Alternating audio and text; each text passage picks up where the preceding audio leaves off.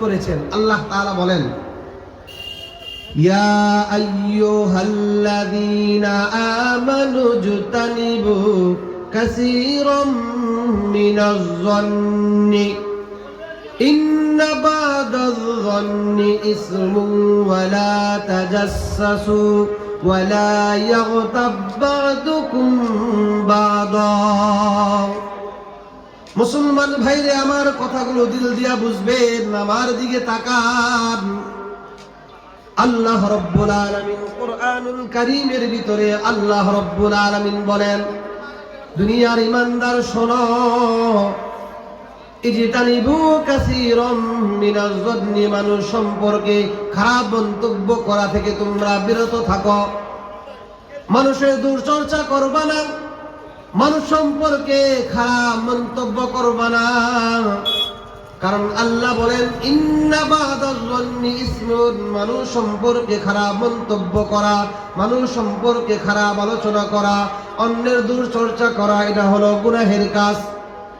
আল্লাহ রাব্বুল আলামিন বলে, বান্দা শোনো, ওয়ালা তাজাসসাসু, মানুষের গোপন বিষয়গুলোকে তোমরা অনুসন্ধান করে খুঁজে খুঁজে বের করো না। সমাজের ভিতরে কিছু মানুষ দেখবেন এমন আছে যে সকাল থেকে রাত পর্যন্ত কার সম্পর্কে খারাপ মন্তব্য করবে, কার সম্পর্কে কুৎসারটার করবে, কার সম্পর্কে খারাপ মন্তব্য করবে, এই চিন্তার ভিতরে থাকে।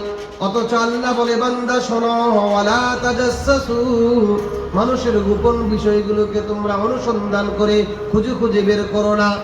আল্লাহ রাব্বুল আলামিন বলেন, ওয়ালা ইয়াগতাব বা'দুকুম বা'দা, একে অপরের গীবত করো না, পরনিন্দা করো না।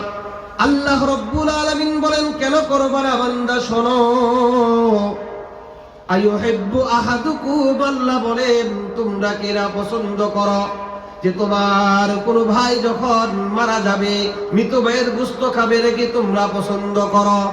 আল্লাহ রাব্বুল আলামিন বলে, বান্দা শোনো, দুনিয়ার ভিতরে এমন কোনো মানুষ নাই যে মানুষটা কোনো ভাই যখন মারা যায় তার মৃত ভাইয়ের গোশত খাবে। নিঃসন্দেহে এরা অপছন্দ, দুনিয়ার কারো পক্ষে সম্ভব নয়। আল্লাহ রাব্বুল আলামিন বলেন, সমাজের ভিতরে যে মানুষগুলো অন্যের দুশ্চর্চা করে, গীবত করে, পরনিন্দা করে, অন্যের দুশ্চর্চা করে, আল্লাহ রাব্বুল আলামিন বলেন, এই যে অন্যের দুশ্চর্চা করা, এটা হলো মৃত ভাইয়ের গোশতের সাথে খাওয়ার সাথে তুলনা করেছেন। নাউযুবিল্লাহ। আল্লাহ বলেন, যারা অন্যের দুশ্চর্চা করে,